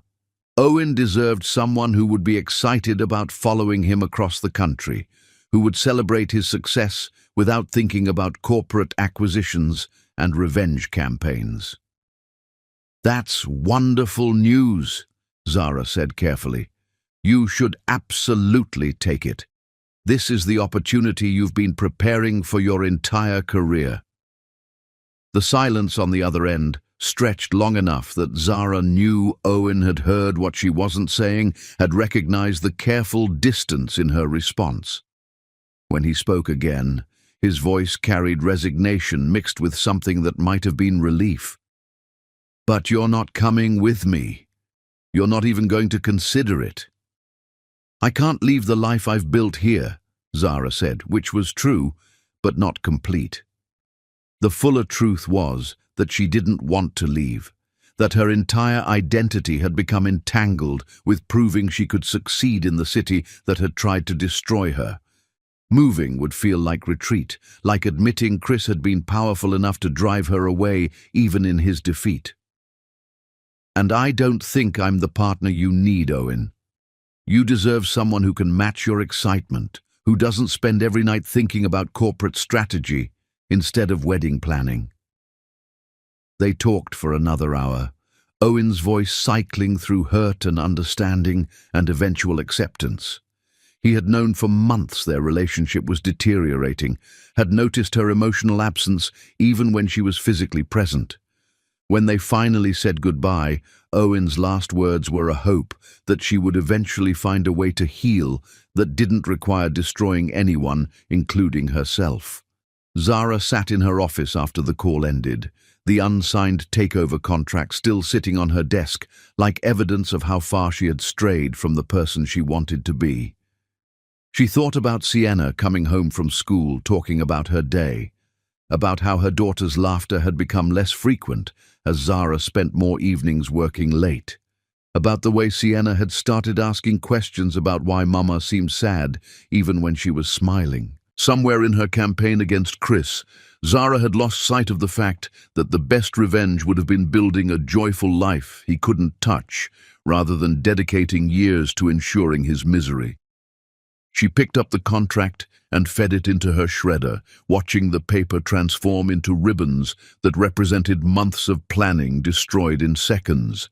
Then she called her lawyers and instructed them to withdraw from all pending actions against Chris's remaining holdings, told them to cease monitoring his activities, informed them that her vendetta was officially over regardless of whether justice had been adequately served.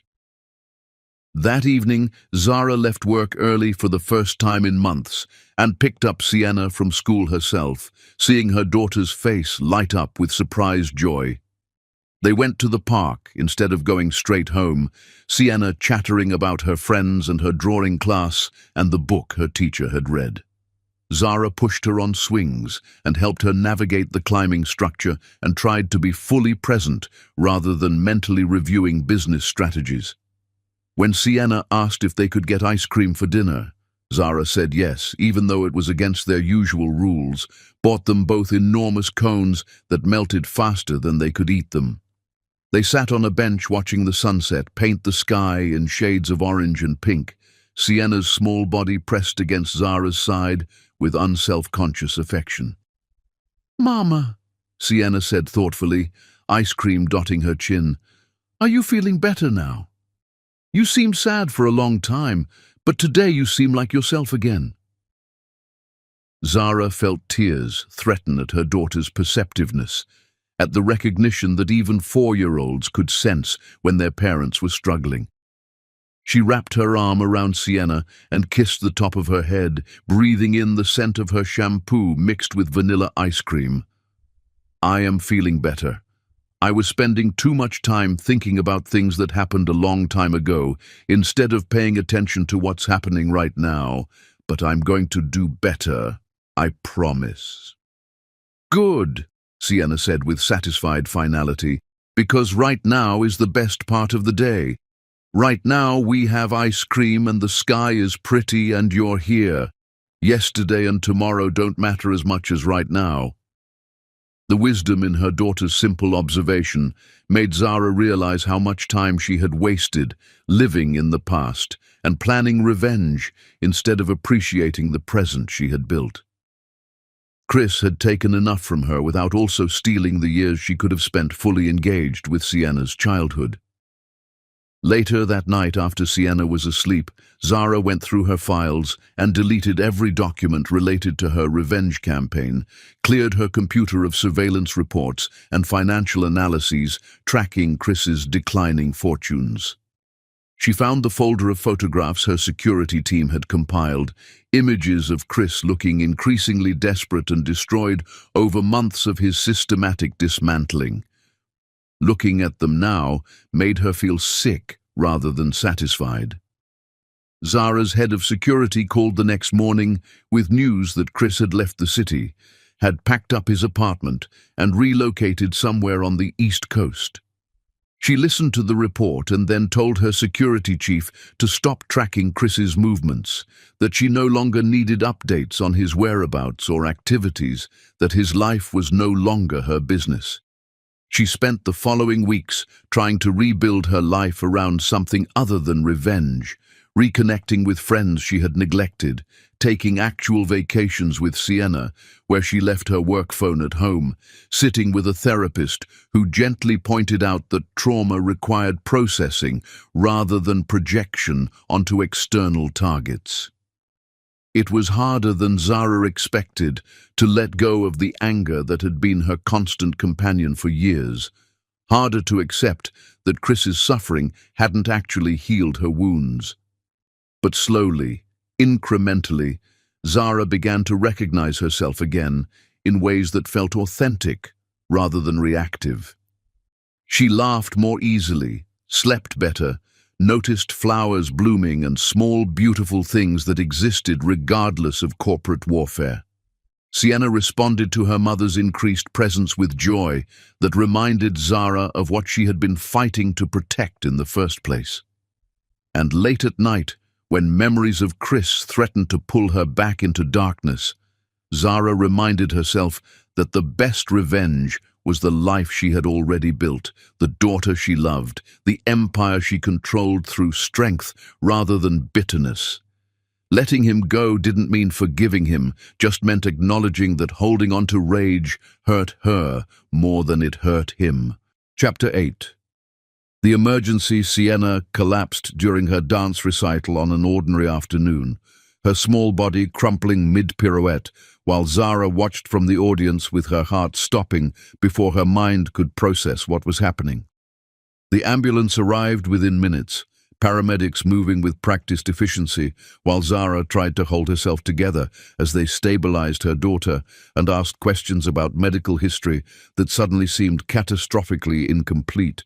She knew Sienna's pediatrician and vaccination schedule, but when they started asking about family genetic conditions and hereditary disorders, Zara realized with sickening clarity that she only knew half of her daughter's medical story. They admitted Sienna to the pediatric intensive care unit, her small form dwarfed by machines monitoring every vital sign.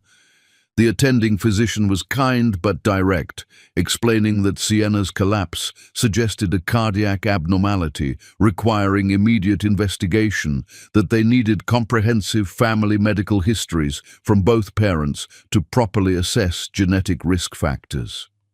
Zara sat beside her sleeping daughter and made a list of her own family's medical information while confronting the unavoidable reality that she needed to contact Chris. Her hands shook as she called her lawyer, explained the medical emergency, and asked for guidance. The lawyer was professionally sympathetic, immediately filing an emergency motion to temporarily suspend the restraining order for medical purposes only, the kind of modification judges routinely granted when a child's health was at stake. The suspension would be limited to medical communications and hospital visits related to Sienna's condition. But Zara needed the information immediately rather than waiting for the judge's signature. She had deleted all her files on Chris's whereabouts, had instructed her security team to stop surveillance, had no idea how to reach him. The irony wasn't lost on Zara that she had spent enormous resources tracking his every movement during her revenge campaign, and now, when she actually needed him for their daughter's well-being, she had no way to make contact. She finally called his brother, whose number she still had. The conversation was awkward and brief, Zara explaining the medical emergency and begging for Chris's current contact information. The brother provided a phone number with the warning that Chris had been through hell and didn't need further devastation. Zara stared at the number for a full minute before finding the courage to dial.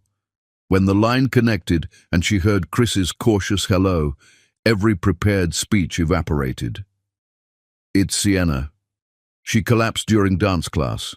She's in pediatric intensive care, and the doctors need your complete medical history immediately. Can you help us?" The silence stretched long enough that Zara thought the call might have dropped, but then she heard Chris's sharp intake of breath. "Is she okay? What happened? What hospital are you at?"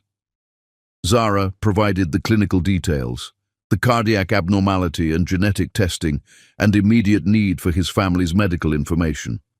She heard Chris moving, heard him say he was leaving his office right now and would be on the next available flight. "Send me your email. I'll have my doctor forward my complete medical file within the hour. And Zara, I'm not trying to intrude. I just want to help. I'll stay away from you and Sienna if that's what you need, but please let me provide whatever information the doctors require." "The restraining order doesn't matter right now," Zara said. "Sienna needs help, and you're her father, regardless of our history. Just get the medical records to the hospital as fast as possible." She provided her email and the hospital's contact information, then returned to Sienna's bedside where her daughter had woken up, looking scared and confused. Zara held her hand and explained that the doctors were running tests to make sure her heart was working properly. Chris's medical records arrived electronically within 40 minutes, a comprehensive file that documented his family's history of cardiac conditions, including the sudden death of his grandfather from an undiagnosed heart defect. The attending physician reviewed the information with visible relief, explaining that knowing the genetic pattern helped them identify Sienna's specific condition and develop an appropriate treatment plan. The diagnosis was a congenital heart defect that would require surgery, but it was treatable if addressed promptly. Zara texted him an update about the diagnosis and planned surgery, keeping her message clinical. Instead of a simple acknowledgement, her phone rang immediately. "I'm at the airport," Chris said without preamble. "My flight boards in 20 minutes. I know I don't have the right to be there, but I found the top pediatric cardiac surgeon in the country, Dr. Amelia Reeves. She's consulting in Boston, but she's willing to fly out tomorrow to evaluate Sienna if you authorize it. She pioneered the specific surgical technique your daughter needs." Zara felt something shift in her understanding of who Chris had become. "How did you even find her?" "I called everyone I used to know with medical connections. I explained the situation and asked who was the absolute best regardless of cost. Dr. Reeves's name came up 3 times. "Okay," Zara said, too tired to maintain walls. "Have her assistant contact the hospital directly. And Chris, thank you. For the medical records and the specialist. That matters." She heard his breath catch.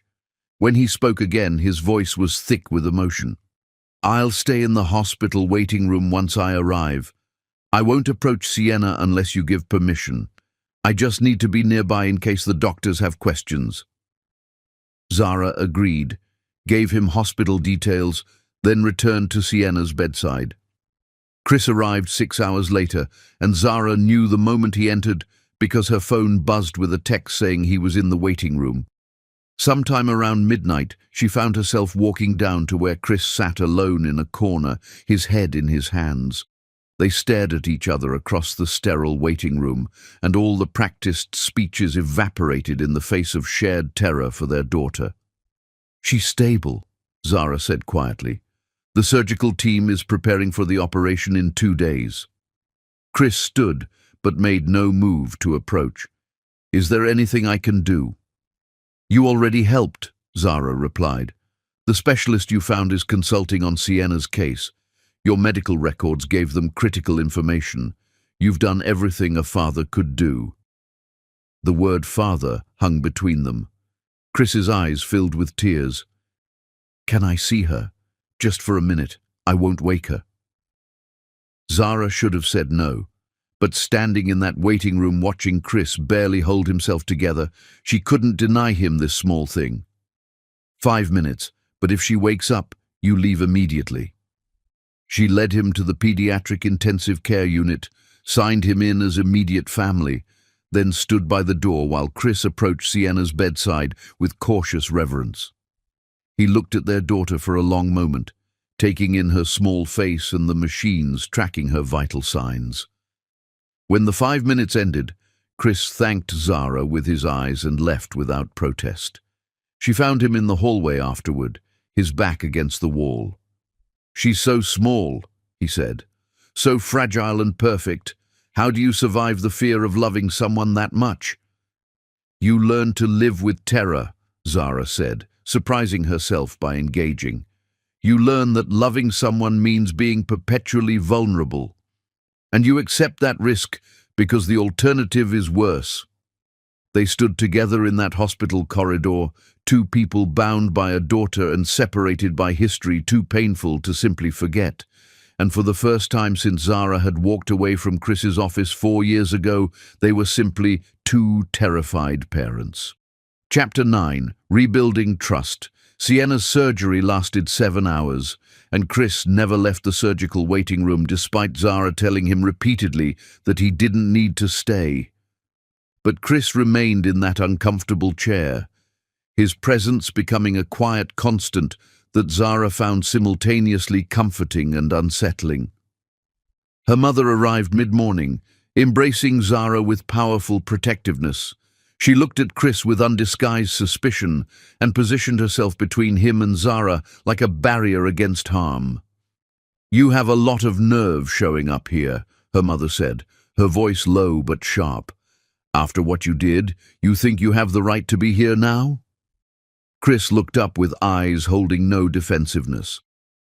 "I don't have the right to be anywhere near Zara or Sienna. I'm only here because Sienna needed my medical records. If you want me to leave, I will." Zara's mother studied him with the assessing gaze of someone who had spent years reading honesty in faces. Whatever she saw made her expression soften slightly. She turned to Zara, touched her daughter's face gently, and whispered that she would get coffee.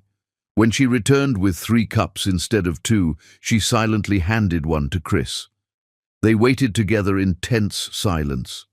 Chris made himself useful in small ways, bringing water, asking about meal options, moving his chair away when he sensed his proximity made Zara uncomfortable. He never pushed for recognition, just existed quietly in the margins.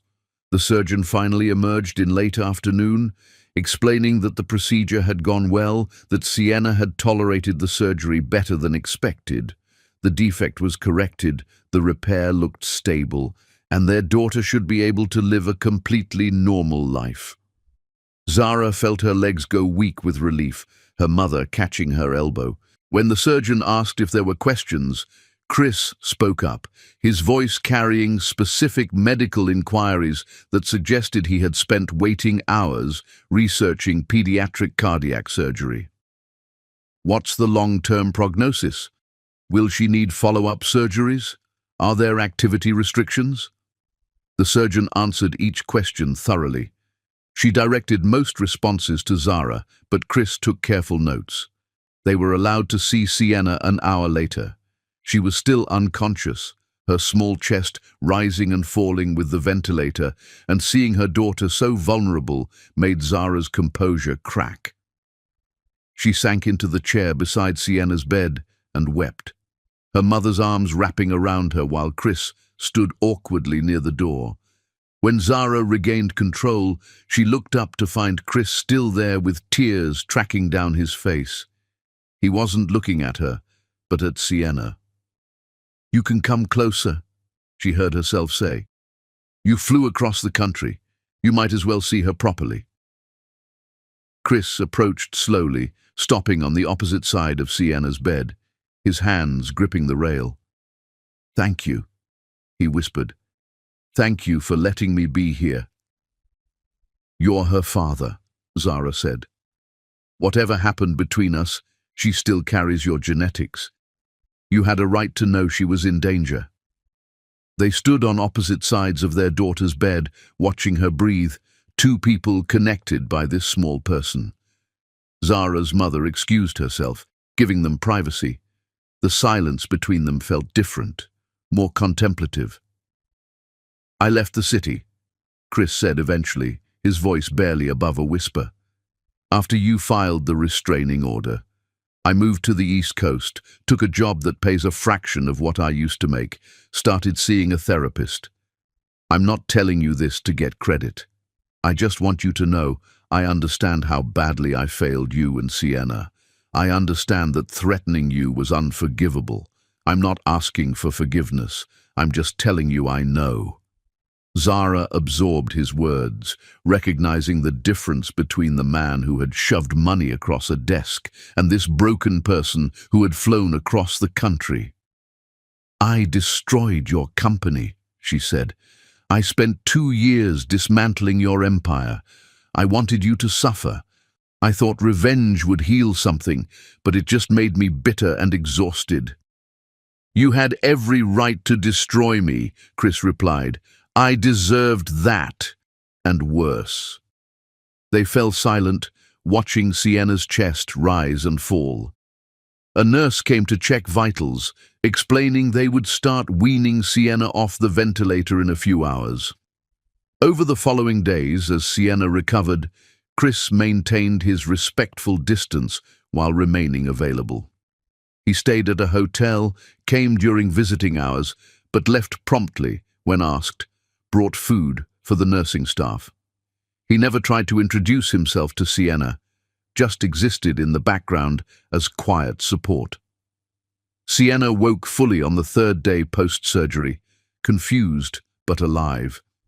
She asked questions with direct curiosity, and Zara explained that the doctors had fixed something in her heart. Sienna accepted this with resilience, more interested in cartoons. Chris was there during one of Sienna's waking periods, standing near the window, and when Sienna noticed him, she tilted her head with recognition. "You're the nice man from school," she said, "the one who said I was being patient." "That's right," Chris said carefully. "I came to check on how you're doing." "My heart was broken," Sienna agreed matter-of-factly, "but the doctors fixed it.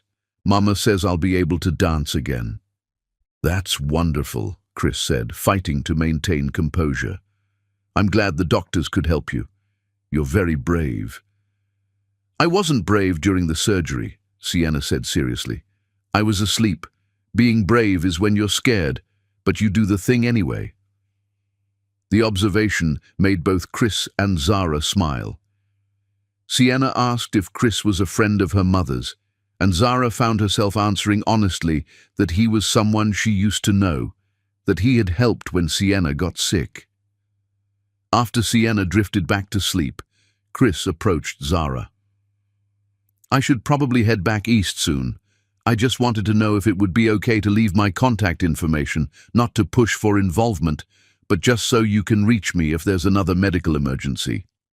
Zara considered refusing, but found she couldn't deny that having access to his medical information might be important. "Okay, leave your information with the hospital administrators. And Chris, thank you for being here this week." His eyes filled with tears he didn't try to hide. The next morning, Zara found he had checked out and returned to wherever he now lived, leaving behind medical documents and a note thanking the nursing staff. Sienna's recovery progressed faster than expected. Within 2 weeks, she was home complaining about activity restrictions. Zara found herself thinking about Chris more than she expected, wondering how he was processing having met his daughter so briefly. She didn't contact him, but she kept his information in her phone, an acknowledgement that some connections couldn't be completely severed. And late at night, when Sienna was sleeping peacefully, Zara allowed herself to consider the possibility that people could change. That maybe someday there could be space for Chris to know his daughter in ways that didn't damage anyone. It wasn't forgiveness, not yet and possibly never, but it was the first softening, the first recognition that the future didn't have to be dictated entirely by the past. Chapter 10. The Beginning. The call came on an ordinary afternoon 6 months after Sienna's surgery, Chris's name appearing on Zara's phone screen for the first time since he had left the hospital with nothing but gratitude and goodbye. Zara stared at the incoming call for 3 rings before answering, her voice carefully neutral. Chris sounded nervous, his words coming slightly too fast as he apologized for calling and asked if she had a moment to talk. Sienna has been asking questions about her father, Zara heard herself say before Chris could continue. Not constantly, just the kind of age-appropriate curiosity kids develop when they notice their family structure looks different. She's asked why she doesn't have a daddy when her friends do, whether her father knows she exists. The silence stretched long enough that Zara thought she had made a mistake, but when Chris spoke, his voice carried careful consideration rather than desperate eagerness. How do you want to handle that? What feels right to you? Because I don't want to complicate your life or confuse Sienna. But if she's asking questions, I also don't want my absence to create a void that gets filled with fantasies. I don't know what the right answer is, Zara admitted. Part of me wants to protect her from the complicated truth. But another part thinks that's my damage to process, not hers. She deserves to know she has a father who exists, who knows about her. We're different, Chris repeated, past tense. Are different, Zara corrected after a long pause. Present tense, because I've been thinking about this for months. Thinking about what Sienna needs versus what I need. And I don't have good answers, but I'm starting to believe that keeping you completely out of her life forever might not be the protective choice I convinced myself it was. She heard his breath catch. What does that mean? Practically. I don't know yet, Zara said honestly. Maybe it means meeting once, somewhere neutral, so Sienna can see that her father is a real person who cares about her existence. Maybe it means occasional updates about her development. Maybe it means nothing more than me telling her the truth in age-appropriate terms. I genuinely don't know. They talked for nearly an hour. Chris asked careful questions about what Sienna was like, what made her laugh, what she struggled with. Zara found herself answering with honesty that surprised her, describing their daughter in detail. She told him about Sienna's obsession with dinosaurs, her fear of thunderstorms, the way she insisted on wearing mismatched socks because matching is boring. Chris listened with focused attention, occasionally asking questions that revealed how deeply he wanted to understand. When Zara mentioned Sienna's love of stories about dragons, Chris admitted he had been buying children's books for months, a collection he would probably never give to Sienna but couldn't stop acquiring. I know it's pathetic, building a library for a child I might never read to, but it makes me feel connected to her somehow.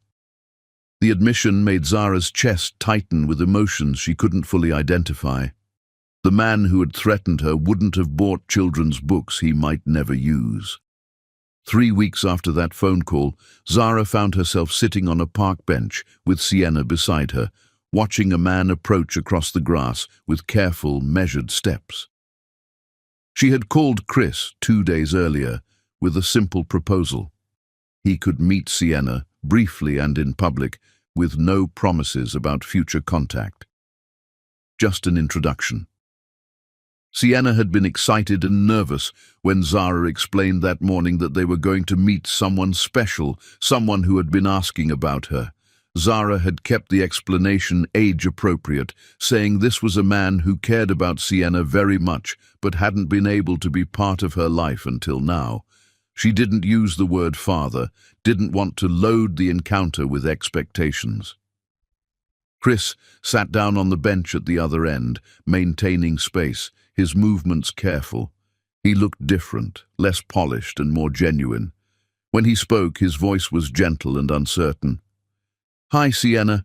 My name is Chris. It's really nice to finally meet you. Sienna studied him with frank curiosity. You were at the hospital, she said after a moment. When my heart was broken, Mama said you helped the doctors fix me. I tried to help a little bit, Chris said, his eyes already filling with tears. Mostly the doctors did all the real work. But I'm really glad they could fix your heart. Your mom tells me you're already back to dancing. I can do 12 pirouettes now without falling, Sienna announced with pride. That's more than anyone else in my class. Do you like dancing? I'm terrible at dancing, Chris admitted with a small smile. But I love watching people who are good at it. They talked for 20 minutes, their conversation meandering through topics that mattered to Sienna. Chris listened with complete attention, asked questions that showed genuine interest, never tried to claim significance. When Sienna mentioned she didn't have a father like other kids, Chris's expression flickered with pain. But Chris recovered quickly. "You do have a father," he said carefully. "Sometimes parents can't be together for complicated grown-up reasons, but that doesn't mean they don't care. Your father cares about you very much, Sienna. He thinks about you every day." "Are you my father?" Sienna asked with directness. Chris looked at Zara, his expression asking permission, and she nodded slightly. "Yes," he said simply. "I'm your father, and meeting you today is one of the best things that's ever happened to me." Sienna processed this with thoughtful silence. "Why can't you be part of my life in all the ways that matter?" "Because sometimes parents make mistakes," Chris said, his voice breaking. "Really big mistakes that hurt people they care about. And sometimes those mistakes mean they don't get to have the family they want. But that doesn't change how much I care about you, or how proud I am that you're my daughter." Zara watched Chris struggle through this explanation, watched him try to be honest without burdening Sienna with details she was too young to understand. When Sienna asked if she could see Chris again sometime, Zara found herself answering before she had fully decided. "Maybe, if your father wants to, and if we can figure out a way to do it that's good for everyone. This is complicated, and grown-ups are still figuring it out. So we're taking it one visit at a time." Sienna nodded with easy acceptance. She turned back to Chris and said with complete sincerity, "I'm glad I got to meet you. You seem nice." The observation made both Zara and Chris laugh, despite the emotional weight. When it was time to leave, Sienna waved goodbye with unself-conscious friendliness. Chris remained on that bench watching them walk away, and when Zara looked back, she saw him with his head in his hands, his shoulders shaking. That evening, after Sienna was asleep, Zara stood at her window, looking out at the city that had witnessed both the worst and possibly the beginning of something resembling repair.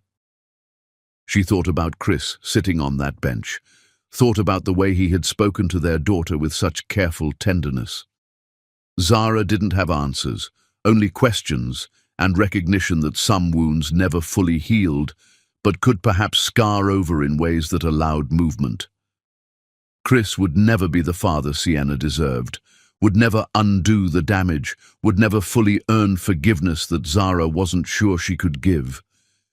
But maybe he could be something smaller and more realistic, a flawed person who had learned from catastrophic mistakes and was willing to show up with no expectations. The future was uncertain, potentially painful, definitely complicated. But standing at her window with Sienna sleeping peacefully, Zara allowed herself to believe that some bridges burned so completely that all you could do was learn to walk on ash. And if you were lucky, someone might meet you halfway, and together you might build something small and careful that honored the damage while leaving space for the possibility that tomorrow could be different than yesterday. It wasn't a happy ending, wasn't redemption or reconciliation. It was just two broken people trying to do better by a child who deserved more than their history, taking one uncertain step at a time toward a future that would always carry the weight of the past, but might somehow make space for something resembling grace.